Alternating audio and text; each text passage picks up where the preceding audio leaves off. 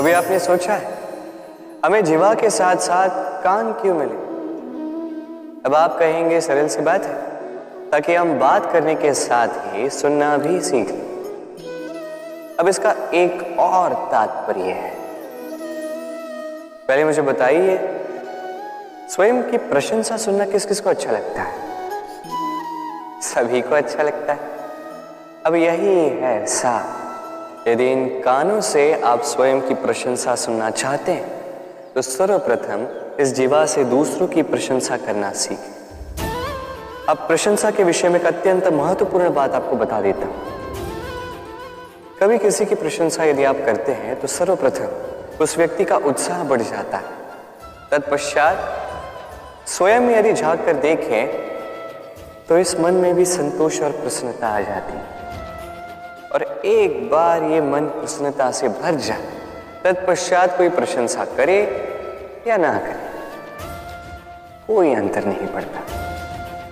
इसलिए सदैव दूसरों का मान करें, आदर करें, उनकी प्रशंसा करें, प्रसन्नता बांटें, जिनमें जो भी अच्छाइयां हैं उन्हें बताएं, उन्हें स्मरण करवाएं कि वो भी अच्छे हैं, उनका उत्साह बढ़ाएं, वो जीवन में आगे बढ़ेंगे और ये जीवन आपको कभी पीछे नहीं रहने देगा। क्या आपने कभी दर्पण देखा है? क्या हम में से ऐसा कौन है जिसने दर्पण नहीं देखा? सभी ने दर्पण देखा है, दर्पण में स्वयं का प्रतिबिंब भी देखा है। किंतु किसने सोचा कि उस दर्पण के पीछे क्या है, उस प्रतिबिंब के पीछे क्या होगा? होता कुछ ऐसा है कि उस कांच के पीछे एक धातु की परत चढ़ाई जाती है, जिस कारण से जब हम देखते हैं तो हमें अपना प्रतिबिंब दिखता है। अर्थात कांच को कुछ इस प्रकार कर दिया गया है कि प्रकाश जिस ओर से जाता है उसी ओर पुनः वापस लौट के आता है, तभी वो दर्पण कहलाता है। यही है जीवन का सत्य भी।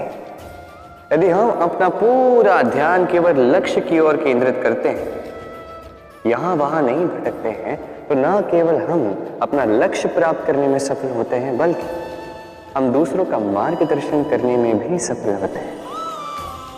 तो क्या आप बनना चाहेंगे ऐसा व्यक्तित्व? चयन आपका है।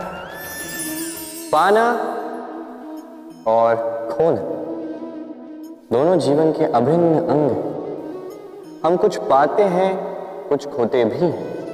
कुछ स्वप्न साकार होते हैं, कुछ लक्ष्य अधूरे भी छूट जाते हैं। जीवन में ये होता ही है, हर एक के जीवन में होता है।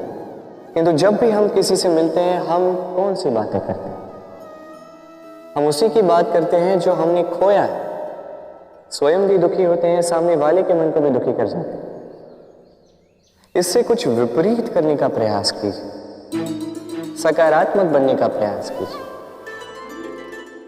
ध्यान उसी पर दीजिए, स्मरण केवल उसे ही कीजिए, महत्व उसी को दीजिए जो आपके पास है।